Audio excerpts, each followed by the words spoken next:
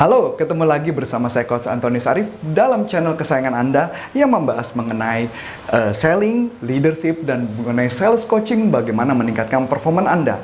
Dan topik kali ini kita akan membahas bagaimana caranya ketika orang sudah negosiasi, sudah ngobrol, sudah handling objection, tapi nggak closing-closing. Nah, ini banyak banget yang terjadi kepada customer, sales khususnya, ketika mereka berjualan. Tapi sebelumnya kita simak yang berikut ini dulu. Check this out.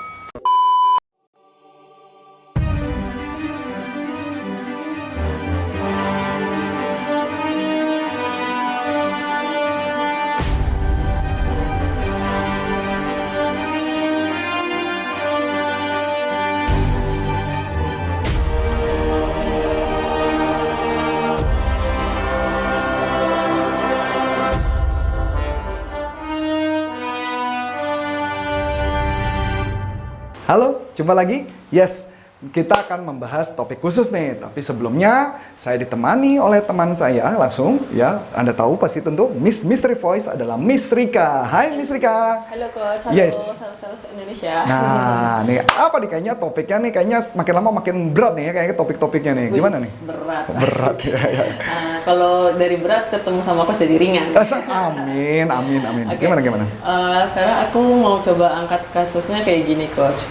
Misalkan nih kita sales udah bener tahapannya, kan kita ada nih tahapan untuk persuasi nih, misalnya mulai dari pertama mungkin menjalin hubungannya udah bagus, terus habis itu udah digali kebutuhannya customer, setelah itu udah dipresentasiin juga produknya seperti apa, terus handle objectionnya juga udah oke gitu loh, bahkan sampai negosiasi misalnya udah sesuai lah maksudnya. Nah, tapi untuk masuk ke tahap closing ini kadang-kadang ada beberapa teman-teman sales mungkin yang kesulitan nih Coach, ibaratnya menggiring customer untuk bisa closing gitu. Kalau dari Coach nih bisa nggak kasih tips atau mungkin ada cara teknik-tekniknya, boleh di-share Coach ke kita? Ya, siap. Betul. Karena saya ingat banget dulu saya punya satu sahabat yang dia jago banget ketika presentasi, handling objection, tapi nggak pernah closing. Jadi kita akan bahas di sini. Tapi sebelumnya, semua tuh ada di buku ini gitu ya. Ada di buku Persuasive Selling Magic, dan bukunya ini tulisan saya. Jadi kalau Anda mau buku ini, Anda bisa order langsung di bawah. Itu ada keterangannya ya. Nanti Anda bisa kontak. Nah, gini Miss Rika. Jadi saya ambil dari buku saya. Sebenarnya ada beberapa clue sebelum kita melakukan closing. Jadi memang betul. Jadi ketika kita sudah presentasi, kita harus melihat langsung istilahnya ada keberatan-keberatan apa yang muncul. Nah, biasanya ada beberapa orang yang berusaha juga langsung meng-closing pada saat selesai presentasi. Nah, menurut saya itu juga nggak salah. Tapi yang saya temukan itu kalau berkaitan dengan barang-barang yang ada pembayaran bulanan atau recurring, khususnya biasanya bisnis-bisnis yang berkaitan dengan asuransi dan sebagainya, teknik ini ketika dilakukan, maka yang terjadi, mereka akan terjadi penyesalan. Dan ketika penyesalan, akhirnya orangnya bisa membatalkan. Oh, jadi nggak bayar lagi? Nggak bayar lagi. Makanya ada orang bilang, wah tekniknya canggih banget ya, ketika udah closing nanti akhirnya istilahnya kalau di asuransi lapse. Jadi mereka tidak bayar lagi. Nah, beda dengan beberapa barang, kalau kayak jualan handphone, jualan barang-barang tertentu yang tidak sifatnya ada apa ya namanya follow up sessionnya, everything's fine. Ya, jualan putus. Ya kalau mama kita beli, misalkan kita beli barang, handphone atau beli apa ya istilahnya mobil atau apapun, kan itu nggak bisa balik ya Mas Rika ya. Tapi yang jadi masalah kalau berkaitan dengan kayak solusi yang ada barang yang bisa dibalikin, maka resikonya akan jadi besar. Apalagi misalkan contoh yang simpel misalnya apa ya, kayak air minum deh, kan ada tuh orang yang jualan air minum, filter maksud saya, filter yang bayarannya per bulan. Jadi kalau ketika mereka nggak mau, mereka putus kontrak, silakan diangkut barangnya. Ada yang kayak begitu, maka tekniknya jadi tidak powerful. Nah, jadi apa yang menyebabkan itu terjadi, maka kenapa memang harus lakukan teknik handling objection. Sebenarnya handling objection, fungsi tujuannya cuma satu sih. Ketika mereka ada problem, ketika mereka ada masalah, kita bisa menjelaskan kepada mereka untuk memperkuat istilahnya apa, conviction atau keyakinan bahwa this is the right product, this is right product atau right solution for you gitu ya buat Anda. Tapi kebanyakan orang udah nafsu nih, wah istilahnya muka mupeng ya. Jadi saya mau jelasin dulu, kemarin juga ada yang bertanya, emang kenapa coach muka mupeng? Kan semua orang nggak mukanya cakep. Nah ini kayaknya salah pengertian nih, arti mupeng gitu ya. Mupeng itu artinya muka pengen, artinya dari awal pengen closing gitu loh. Jadi bukan mupeng artinya muka jelek gitu loh. Jadi mesti cari dulu gitu ya. Ya orang kan memang bener ada yang cantik, ada yang enggak, ada yang ganteng, ada yang enggak. Bukan itu yang kita mau bahas, bukan. Tapi yang kita mau bahas adalah bagaimana kita melakukan closingnya, betul kan? Hai teman-teman, kita ada channel baru nih, channelnya Coach Arif mengenai NLP. Untuk teman-teman yang penasaran NLP itu apa dan kegunaannya di kehidupan sehari-hari, jangan lupa di subscribe ya di channel NLP Leadership Indonesia. Thank you. Nah jadi yang paling penting adalah pastikan ada handling objection, kemudian mereka sudah menjawab, kita tanya lagi, ada lagi yang masalah? Tidak ada. Berikutnya adalah harus mengecek buying signal, Miss Rika. Oke. Buying signal adalah ciri-ciri orang yang mau beli. Dan kebetulan Miss Rika, videonya sudah pernah kita buat loh. Oh, udah pernah. Iya, nanti tinggal diklik aja di linknya di sini gitu ya. Nanti tinggal bisa ditonton. Nah, setelah sudah muncul buying signal, maka lakukan proses closing. Baru ya. Baru nih proses closing. Nah, prosesnya gimana?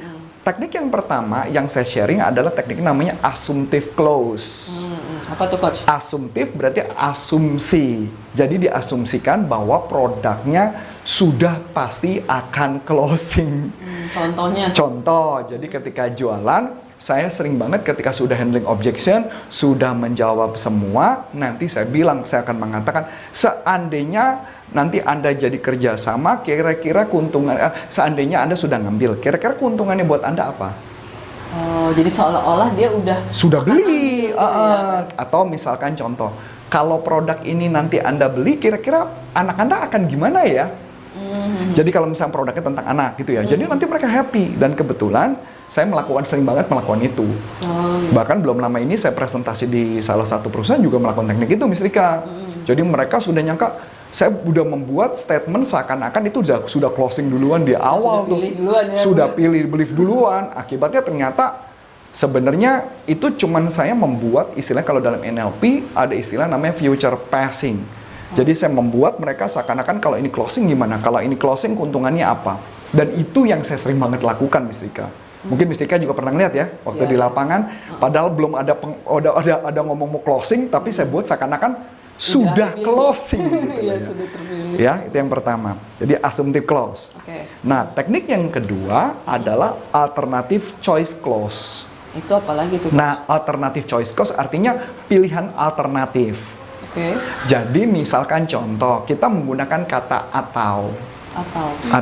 Jadi misalkan contoh, Bapak mau belinya cash atau kartu kredit? Anda mau bayar, mau belinya, bayarnya, kalimatnya bayar. Kalau beli belum tentu beli ya. Bapak mau bayarnya cash atau kartu kredit? Bapak mau cicilannya 6 bulan atau 12 bulan? Bapak mau belinya 2 atau 3? Padahal nanti ujungnya 1 gitu loh. Nah, itu adalah alternative choice. Menariknya adalah ketika diberi pilihan atau, kemungkinan besar mereka terpaksa memilih.